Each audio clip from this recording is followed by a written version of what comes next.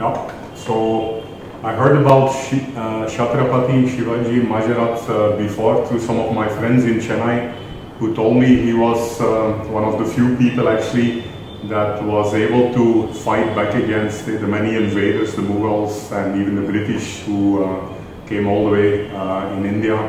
I think at the age of 13, somebody told me in Raireshwar, one of the forts where I've been, he took the oath at a very young age to kind of fight against oppression. So he's kind of a freedom fighter, which I admire a lot. I've been hiking in the Himalayas almost every summer for almost 20 years. I've settled in Chennai, India for the last 2 decades. And I used to go biking, cycling, hiking, and in the last couple of years I used to run 600-700 kilometers in the Himalayas, mostly in the summers. So this year, 2019, I was looking for a place in South India, which is not, the Himalayas are a bit too cold in the winter, it's too much snow. So I was looking for a place where I can spend a couple of months covering some 1,000-kilometer running, hiking. And then I learned about it, the fact that there are like more than 300-350 forts in Maharashtra, all the way from South Mahabaleshwar all the way to Nasik North. So I've started studying, looking at maps, and talking to friends, and I put a big map together, mapped around 200 forts, and I was planning to cover those 200 forts in around 2 months, covering around 4 to 8 forts every single day.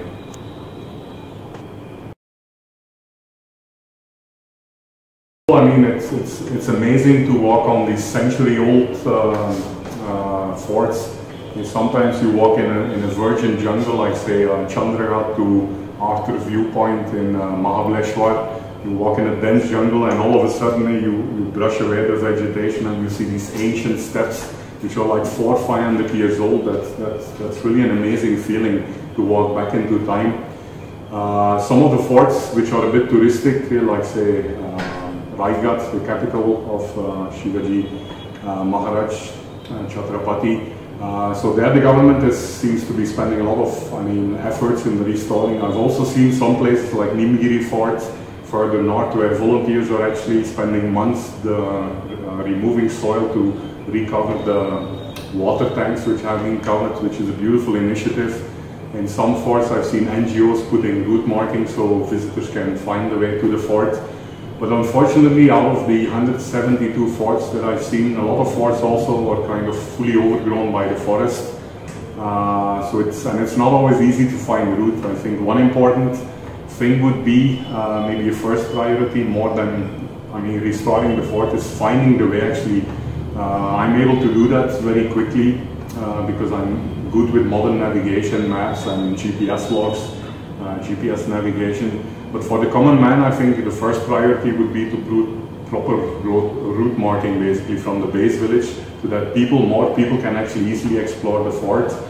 And then if you see how some of the condition of the forts is unfortunately fully overgrown by trees, by forest, and not so good condition.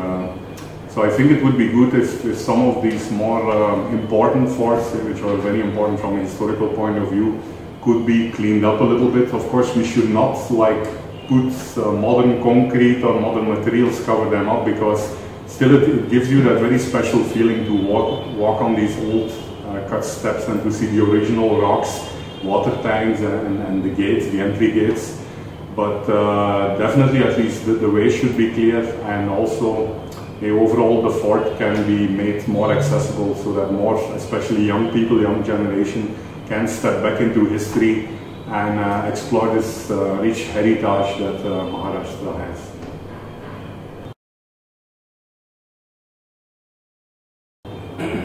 So every fort that I've explored so far out of the 192 is actually unique. It's just like when you go to the Himalayas, every pass you cross from one valley to another region is unique. So asking which is the favorite one is a difficult question, because everyone is quite unique and I remember everyone clearly. But one beautiful fort that I visited twice so far is Ratanghat.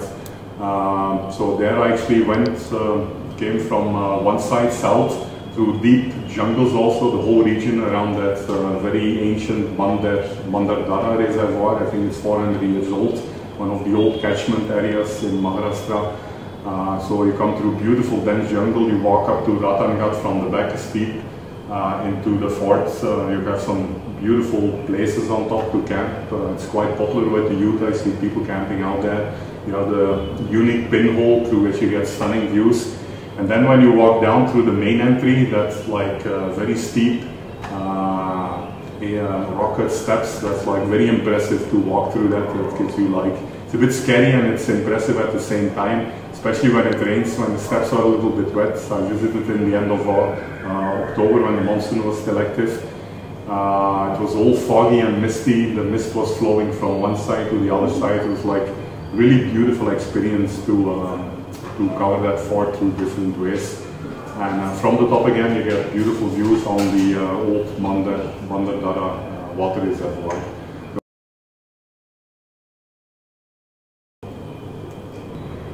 So I came to Maharashtra in mid-October. The monsoon was still active for 2 weeks.